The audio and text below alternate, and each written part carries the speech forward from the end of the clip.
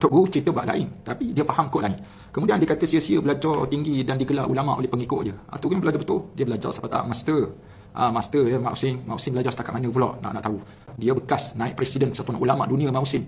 Mak Husin kena sedar tu, kecek tu biar sedar, biar khabar kat kecek tu. Kemudian last kali dia ulang balik. Dia kata Tok Guru ni kecuali lah dia kata kalau ulama jahat yang takut pada tu. Jadi ini satu benda yang saya rasa kepada Mak Husin, janganlah royak gitu. Bila orang ajak bersemuka, takut. Yang berani hanya buat reaksi terhadap video-video yang dia sendiri pun tak faham. Berkaitan dengan saya menyatakan Hadi Awang itu takut hantu, sebab Hadi Awang yang selalu menakut-nakutkan masyarakat dengan hantu. Kalau betul Hadi Awang itu ulama yang disanjung, yang betul-betul berautoriti dan dengan ilmu yang dia ada, dia tidak patut menjadi ulama yang menakut-nakutkan dengan sindiran-sindiran berbentuk hantu, syaitan dan sebagainya. Kalau nak bercakap tentang kelulusan, Zahid Hamidi, Presiden UMNO tu ada PhD. Datuk Seri Dr. Ahmad Zahid Hamidi. Tapi kenapa penyokong-penyokong PAH, termasuklah ustaz sendiri, Piu Said ni, tak bagi pesanan, bagi tahu kepada walaun-walaun semua tu. Apa level walaun, nak sindir, nak maki, nak hamu, nak kritik Zahid Hamidi yang ada PhD. Jangan double standard, ustaz. Apa barang macam tu.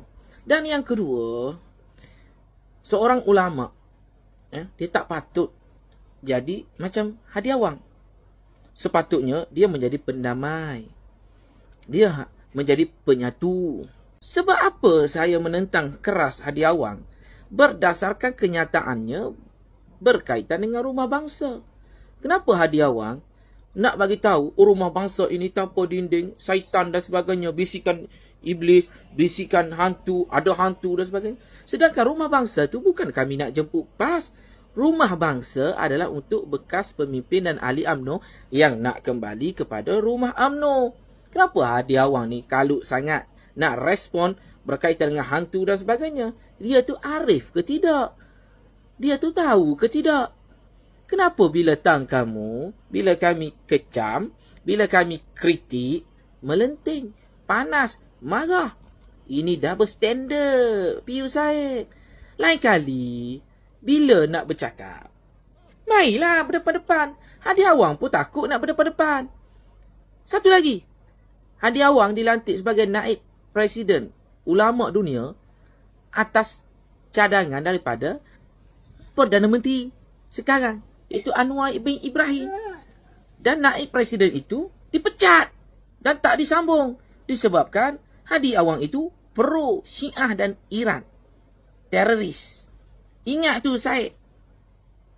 Jangan duk bangga sangat dengan master dia belajar kat Mesir tu, sedangkan orang lain pun tinggi lagi, orang PAH duk kecam. Walau duk hina, Piu Said tak tegur ke? Tiba-tiba bila orang sentuh saja ulama dia, terus melenting. Mana ada ulama macam tu, Piu Said? Macamlah saya ni bodoh sangat, tak tahu nak menilai. Kalau Haji Hadi tu, seperti mana ulama-ulama yang ada.